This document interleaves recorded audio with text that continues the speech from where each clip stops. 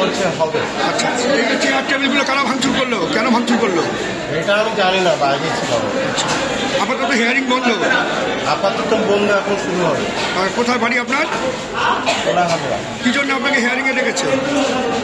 এটা জানি না। 414 জনের নাম বাদ দিয়েছে, তার মধ্যে এসটি কোটার শ্রেড 10টা নাম এসছে, এসটি কোটার নাম 10টা বাদ এসছে। একদম ধরে ধরে মুসলিম সংখ্যাগরিষ্ঠ এরিয়াগুলো সেইগুলো ধরে ধরে এনআরসি করে পরিষ্কার করে তাদের মানে পরিষ্কারভাবে তাদের ডাকা হচ্ছে। এবারে পরে ওরা বাদ চলে যাবে, ওরা এনআরসির খাতায় যাবে, ওদের পরে নামগুলো বাদ চলে যাবে। বিভিন্ন রকম একটা অসহযোগিতা, একটা মানে সাম্প্রদায়িকের উপরে নির্মমভাবে অত্যাচার চালিয়ে যাচ্ছে, যেটা কেন্দ্রের যেটা বিজেপি সরকার যেভাবে চালিয়ে যাচ্ছে সেটা তারা আমরা ধিক্কার জানাই, নিন্দা জানাই।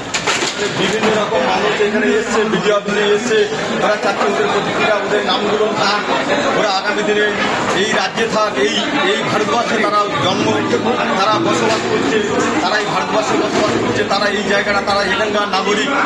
কারণবশত বিগত দিনে তার জন্মসূত্রে সেইভাবে এই ভাঙচুর কারা করলো? ভাঙচুর করেছে তারা জনসাধারণ। তাদের কাছে যারা কাগজপত্র জমা দিচ্ছে তারা পরিষ্কার বলছে যে আমরা যে কাগজটা জমা দিচ্ছি তার জন্য আমাদের একটা রিসিভ কপি দাও। সেটা তার কোনো সদুত্তর দিচ্ছে না। আমি যে রিসিভ কপিটা দিচ্ছি, কালকে আমার এই রিসিভ কপিটা এখানে থাকবে কি, আমি বলে দেবে যে তুমি হিয়ারিংয়ে আসুনি, তার কাছে আমাদের কি প্রমাণ থাকবে, কি তথ্য থাকবে। তার কারণে সেইভাবে জনসাধারণ যখন অফিসারদের বলেছিল যে আমাদের একটা রিসিভ কপি দাও, আমরা এই রিসিভ কপিটা নিয়ে আগামী দিনে যদি তোমরা নামটা কেটে বাদ দাও, কি আমার কাগজটা হারিয়ে যায়, আমি পরিষ্কার করতে পারবো যে আমি এই হিয়ারিংয়ে এসেছিলাম, আমি এই জায়গায় এসেছিলাম, আমার তার এই রিসিভ কপি দিয়েছে। সেই রিসিভ কপি না দেওয়ার কারণে রিসিভ কপি না দেওয়ার কারণে ভাঙচুর। আর তাছাড়া অফিসাররা আসার কথা হচ্ছে 10টার সময়, সেই জায়গা হচ্ছে তারা 11টার সময় অফিসার আসছে।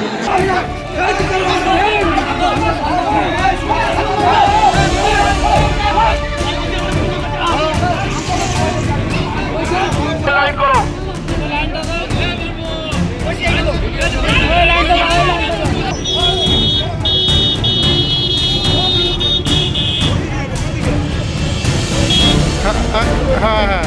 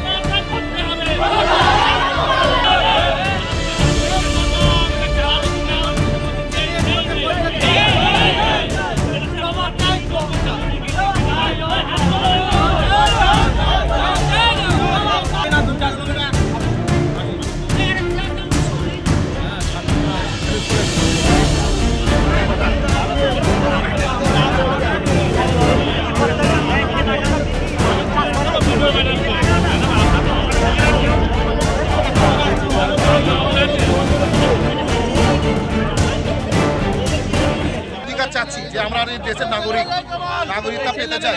আজকের ওর জন্যই আমরা সাধারণ মানুষকে আজকের একজোট করে আজকের এখানে দাঁড়িয়েছি। এসআইআর ফর্ম আমরা জমা দেবো না, যেহেতু আমরা বাপ দাদা থেকে এখানে প্রস্তুত আছি আর থাকবো, আর থাকবো সারা লাইফ এখানে। এইটাই হচ্ছে আমাদের জন্মস্থান, আমরা আমাদের ভারত, আমাদের স্বাধীন, আমরা আন্দোলন করছি, করবো।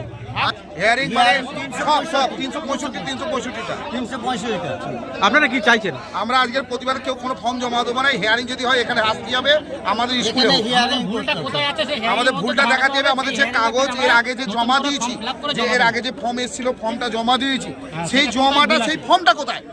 সেই ফর্মটা কই আমাদের দেখা পাইনি। যে রিজেক্ট হয়েছে, কিসের রিজেক্ট হয়েছে ফর্ম নিচ্ছে কেন, ওইটা দেখা। রিজন ফর্ম, রিজেক্ট ফর্ম কি? সেই ফর্মগুলো কি হলো? সেই ফর্মগুলো কি ওরা ডাস্টবিনে ফেলে দিয়েছে? যে ভোটের মতো ডাস্টবিনে ফেলা হচ্ছে, এটা নিয়ম নাকি?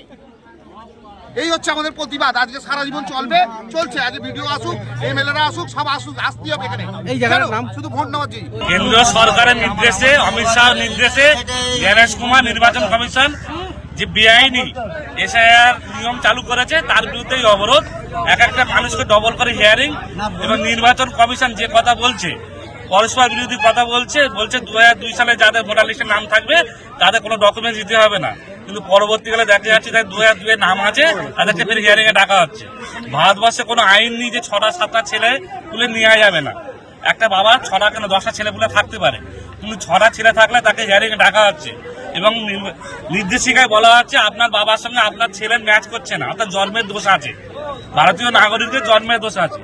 যে দেশে প্রধানমন্ত্রীর জন্ম সার্টিফিকেট নেই, যে দেশে প্রধানমন্ত্রী 8-10 ভাই বোন, সে দেশে নাগরিকদের জন্ম সার্টিফিকেট চাওয়ার কি দেশে প্রধানমন্ত্রীর এখতিয়ার আছে?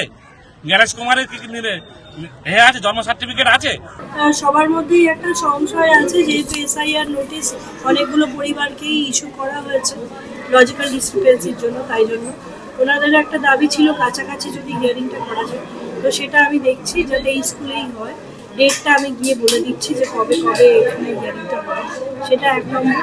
2 নম্বর হচ্ছে একটু আমরা বোঝাবার চেষ্টা করেছি লজিক্যাল ডিসক্রিপেন্সিটা অ্যাকচুয়ালি এটা সবার জন্যই বলার, এটা আমাদের হাতেও নেই। ঠিক আছে, আমরা জানি অনেক জায়গায় অনেক ছোট ছোট ভুলের জন্য মানুষকে ডাকা হচ্ছে, তাদের হয়তো সত্যিই হয়রানি হচ্ছে, কিন্তু এখানে আমাদের হাতে খুব একটা কিছু নেই, মানে কাজের ইয়েতে করতে হবে গতিতে, তাই আমরা করে যাচ্ছি।